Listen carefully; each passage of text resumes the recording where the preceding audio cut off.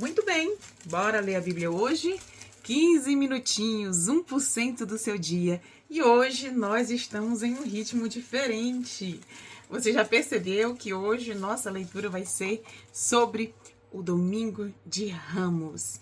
Não necessariamente o Domingo de Ramos que nós estamos acostumados a celebrar, né? A gente vê a celebração lá com os raminhos, mas nós vamos falar da origem desse costume, dessa tradição, né? De se celebrar esse domingo anterior à Páscoa, né? E aí eu trouxe aqui meus raminhos para poder simbolizar, né, essa passagem que a gente vai ler hoje. Seja bem-vindo, você está no Bora Ler a Bíblia hoje. E a gente está acompanhando aí o Evangelho de Lucas, já tem vários, né, já tem alguns meses. Estamos passeando a passos curtos, porém bem firmados, mastigando, digerindo devagarzinho a palavra de Deus, para que ela fique compreensível. Esse é o nosso objetivo, não é teologar, não é falar de estudos aprofundados, não. É ler única e exclusivamente a palavra, pura e simples. É o único livro que vai estar aqui conosco, né? Lendo cada palavra que Jesus falou, que Jesus ensinou, meditando nas escrituras, interligando as passagens com outros trechos da Bíblia para que a compreensão fique mais facilitada, localizando cada passagem no tempo, no espaço, para que a gente entenda onde se passou aquilo ali, em que momento, né? Para que isso fique claro na nossa cabeça e a palavra de Deus deixe de ser um bicho de 7 cabeças, né? Que o nosso objetivo aqui, se você faz parte dessa lista de transmissão, porque você recebe esse vídeo, porque a gente fez esse convite a algumas pessoas que nunca tinham lido a Bíblia antes, por achar um texto difícil, né, por não entender.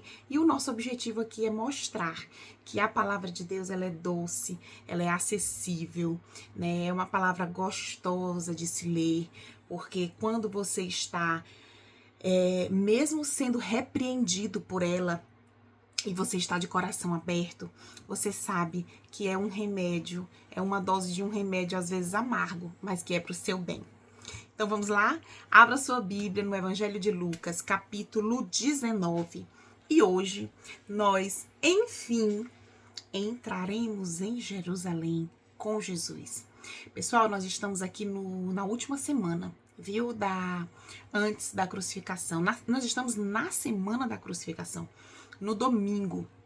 Você pode marcar aí na sua Bíblia, a partir do versículo 28, né? Jesus vai entrar em Jerusalém e isso se dará no domingo. Vamos entender como que estava a cidade nesse dia?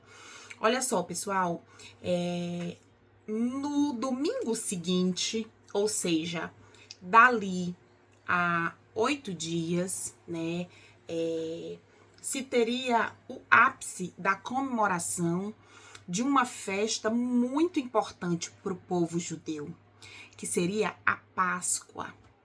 Como assim, Francisca?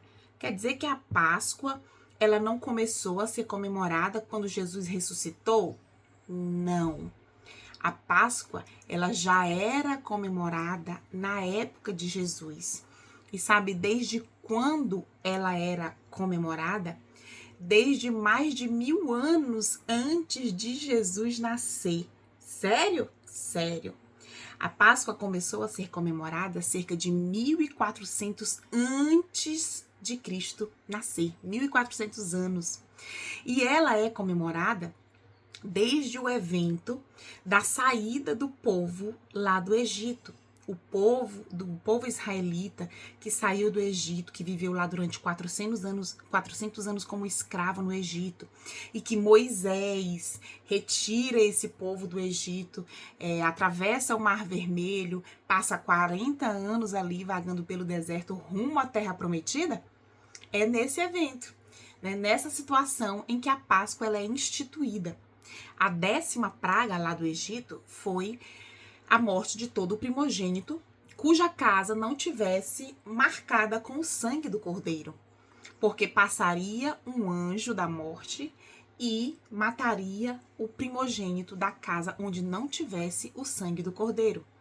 Deus deu as instruções que esse cordeiro deveria ser morto e o sangue dele ser passado nos batentes, nos umbrais das portas, marcando que ali havia o povo de Deus. Assim, o anjo da morte passaria e não iria matar o primogênito daquela casa. A partir de então, ficou sendo obrigatório que o povo judeu, todos os anos, comemorassem este evento, para que eles não esquecessem que com mão forte e poderosa o Senhor os tirou do Egito. Era uma celebração que remetia a isso, tá, gente? Não tem nada a ver com chocolate, não tem nada a ver com coelho, nada a ver. E na época de Jesus, até a época de Jesus, não tinha nada a ver com ressurreição de Cristo. Até aquela época, beleza? Então, a Páscoa já era comemorada há mais de 1000 anos, quando Jesus entrou em Jerusalém. E como uma das festas mais importantes do povo judeu, a cidade de Jerusalém estava lotada, cheia de gente que vinha de todos os lugares para celebrar a Páscoa ali na cidade principal dos judeus, né? Na cidade onde havia o templo em Jerusalém. Então, Jesus vai entrar nessa cidade lotada, com muitas pessoas, né? Então, ali os fariseus que queriam pegar Jesus, né? Que queriam prender Jesus, eles tinham essa preocupação. Vamos fazer assim meio escondido, porque a cidade está lotada. Se o povo se revoltar, a primeira atitude de Roma é mandar prender todo mundo e destituir o nosso pouco poder religioso que a gente ainda tem. Era esse o temor dos mestres religiosos judeus daquela época. Então, vamos para a nossa leitura, entendendo em que situação que estava Jerusalém. Vamos lá. Capítulo 19 do Evangelho de Lucas, versículo 28, diz assim. Depois de dizer isso o que, hein, gente? O que a gente leu ontem, o que está nos versículos 27 para trás. Jesus estava falando de uma parábola, a parábola dos 10 trabalhadores ou das 10 moedas de ouro, né? Então, depois de dizer isso, Jesus foi adiante deles para Jerusalém. Quando iam chegando aos povoados de Betfagé e Betânia, que fica perto do Monte das Oliveiras, ou seja, já bem na entrada de Jerusalém, enviou 2 discípulos na frente com a seguinte ordem: vão até o povoado ali adiante. Logo que vocês entrarem lá, encontrarão preso um jumentinho que ainda não foi montado. Desamarrem o animal e o tragam aqui. Se alguém perguntar por que vocês estão fazendo isso, digam que o mestre precisa dele. Eles foram e acharam tudo como Jesus tinha dito. Quando estavam desamarrando o jumentinho, os donos perguntaram: por que é que vocês estão desamarrando o animal? Eles responderam: o mestre precisa dele. Então, eles levaram o jumentinho para Jesus, puseram as suas capas sobre o animal e ajudaram Jesus a montar. Que curioso, né? Por que a Bíblia trouxe essa passagem? Precisava descrever esse detalhe que Jesus mandou lá pedir um jumentinho que nunca tinha sido montado. Que curioso. Parece curioso, né? Para nós, de mente ocidental. Mas para o judeu, gente, isso tinha um significado gigante. Os judeus tinham muitas profecias no Antigo Testamento que diziam como viria o Salvador. Que diziam em que cidade ele ia nascer, né? Como ele ia nascer, como ele ia ser chamado. Tinham muitas profecias. Eu já falei para você que profecia é algo que um homem escolhido por Deus, cheio do Espírito Santo, ele ouvia de Deus e falava para o povo. Geralmente eram profecias avisando que se o povo não mudasse, Deus ia tratar eles daquela e daquela forma. Mas existiam profecias também avisando sobre o futuro Messias, como ele viria, né? E uma dessas profecias, e as profecias sobre Jesus, claro, elas estavam no Antigo Testamento, né? Ou seja, Jesus nasce depois no Novo Testamento, e no Antigo Testamento existem várias profecias, né? Então, uma dessas profecias está lá no livro de Zacarias. Depois você vai lá no índice da tua Bíblia, ver, procura Zacarias, vai lá no capítulo 9, no versículo 9 e leia. Eu não vou ler aqui para a gente poder ganhar tempo, mas você vai ler e você vai ver que Zacarias profetizou que o Messias viria montado em um jumentinho. Olha só, leia lá e vai fazer todo o sentido esse trecho que a gente passou aqui. Então, Jesus chega montado num jumentinho. Os judeus já ficaram ligados, né? A cidade estava cheia, a população que já conhecia bem Jesus já estava aí há 3 anos curando, ensinando. Muitas pessoas já tinham ouvido falar de Jesus, já tinham visto suas curas, suas maravilhas. Então, quando eles ouviram falar que Jesus estava chegando, aquele povo ficou todo alvoroçado. A cidade estava cheia, era uma oportunidade de ver o mestre curar, de talvez ser curado pelo mestre. Eles desejavam muito isso. A cura, uma resposta, uma solução para seus problemas imediatos. Juntando isso com a expectativa de que o reino de Deus seria instaurado por aquele que se dizia o Messias. Lembra que eles estavam na expectativa, os discípulos estavam na expectativa?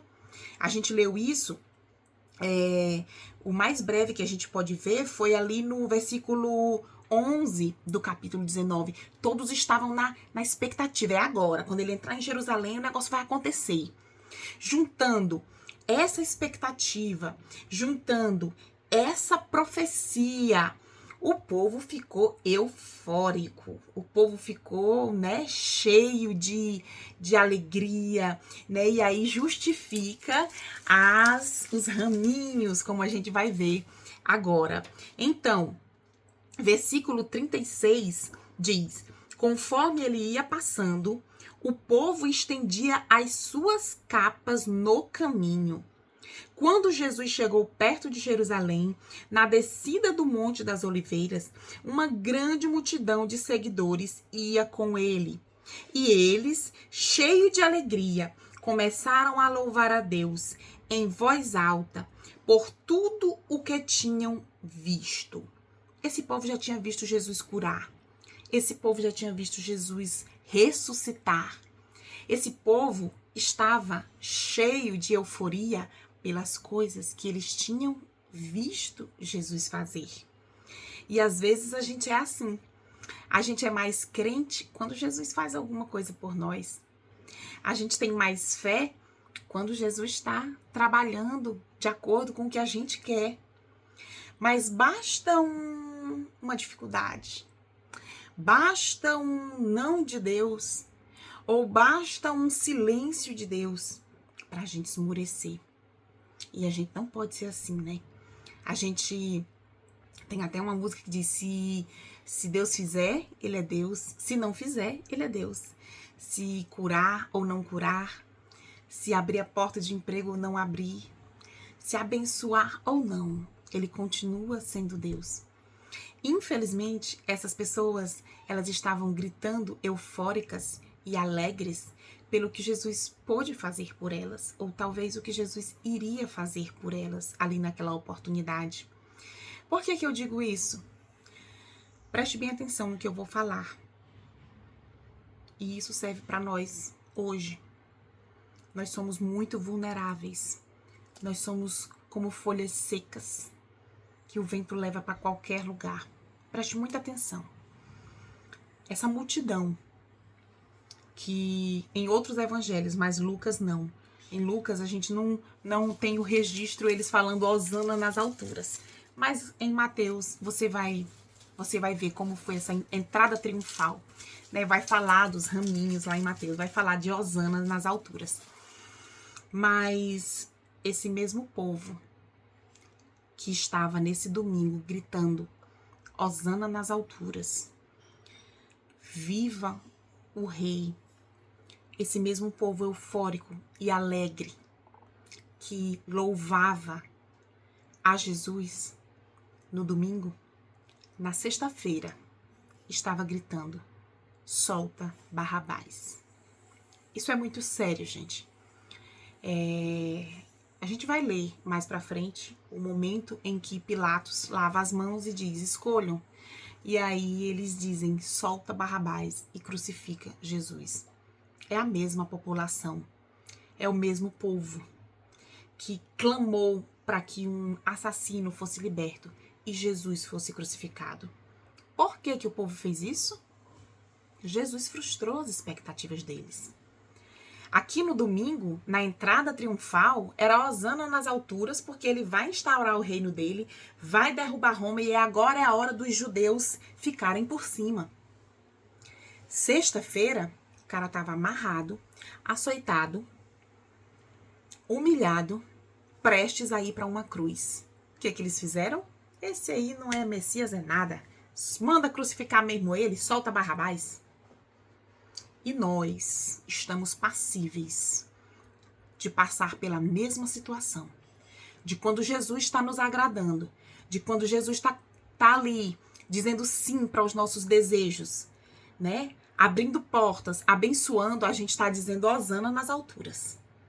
Mas na hora que Jesus parece que não nos escuta, na hora que vem uma turbulência, na hora que vem uma agitação, a gente diz solta Barrabás. Através das nossas atitudes. Através de um coração que não agradece. Através de uma preguiça de ir cultuar ao Senhor. Através de uma Bíblia que não se abre mais.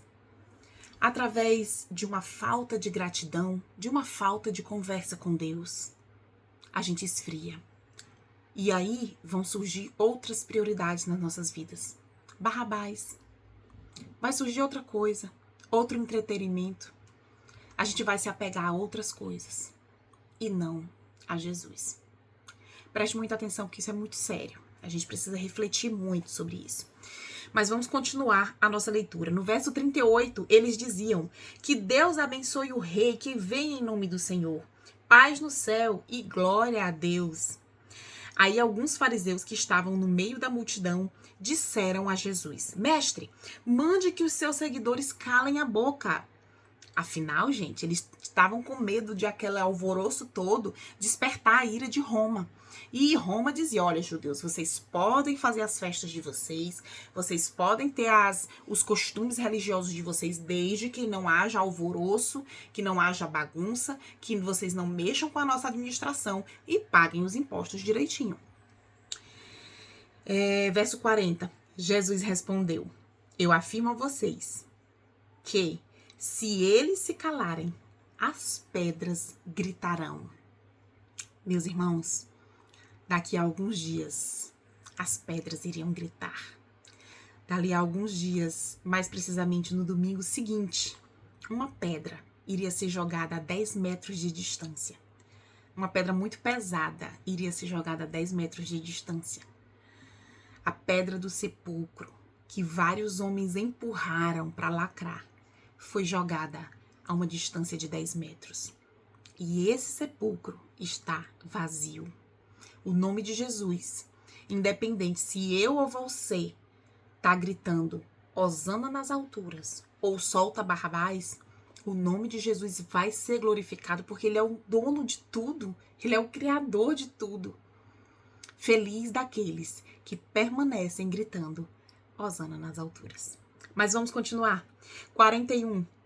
Quando Jesus chegou perto de Jerusalém e viu a cidade, chorou com pena dela e disse: ah, Jerusalém, se hoje mesmo você soubesse o que é preciso para conseguir a paz.